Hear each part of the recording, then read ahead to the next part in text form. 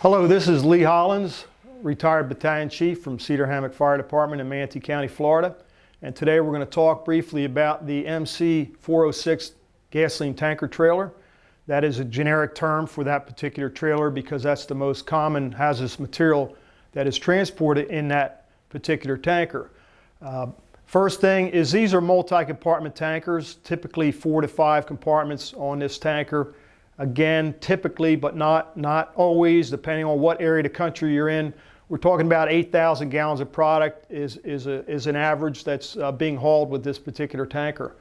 So these tankers have bulkheads that separate the compartments. So if there's a mixed load, for instance, you may have 3 compartments that have gasoline and 1 compartment that has diesel fuel. So this is a typical arrangement going down the highway. You might think, well, wait a minute, what about the placarding? Well, the placarding is such that the placard is going to be a single placard, and it's going to be whatever material is or was on that tanker that has the lowest flash point. So for instance, if you had a tanker that had 3 compartments of gasoline, but now it's just vapor, and you have 1 compartment of diesel fuel, say 3,000 gallons of diesel fuel, that'll still be marked 1203, which is gasoline, because the vapors are still in that vehicle, and that's what DOT says that will be placarded, is what is the lowest flash point that is or was in any part of that tanker. So that's something that most people do not realize. Not that diesel's that much different. We're talking about a combustible liquid versus a flammable liquid, combustible being diesel and flammable being gasoline.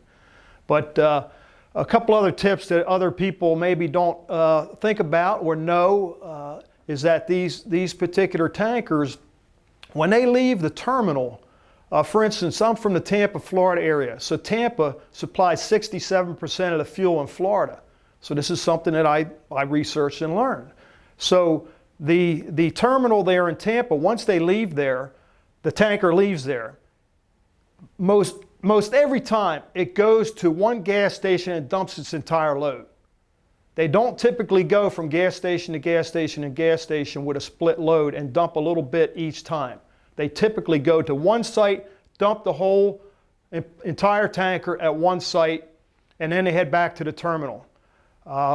If for some reason there's a mistake made and they can't offload at that particular site because of a calculation that was off, and let's say they still have 2,000 gallons of diesel fuel on board, well, they don't typically take that back to the terminal. What they'll do is they will call dispatch, and dispatch will find another local client that can hold 2,000 gallons of diesel, and they'll just go and dump there.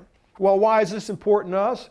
Well, it's important to us because if we get a spill, leak, or fire, the amount of product on board is going to, that's a major indicator of how big of a problem you're going to have there.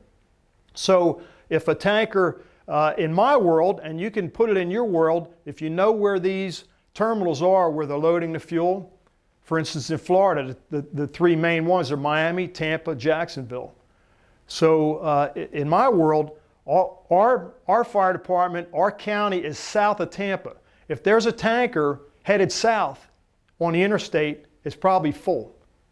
If there's a tanker headed north on the interstate through Manatee County, it's probably empty.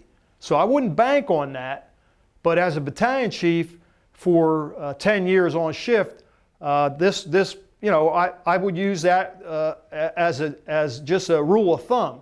But of course, until you can determine that by talking to the driver or dispatch, I wouldn't bank on it. But just a little tip there. So if they're heading away from the terminal, it's probably full, and if they're heading back towards the terminal, it's probably empty. So that's one of the roll call tips I want to pass along to you today. So thank you very much for watching.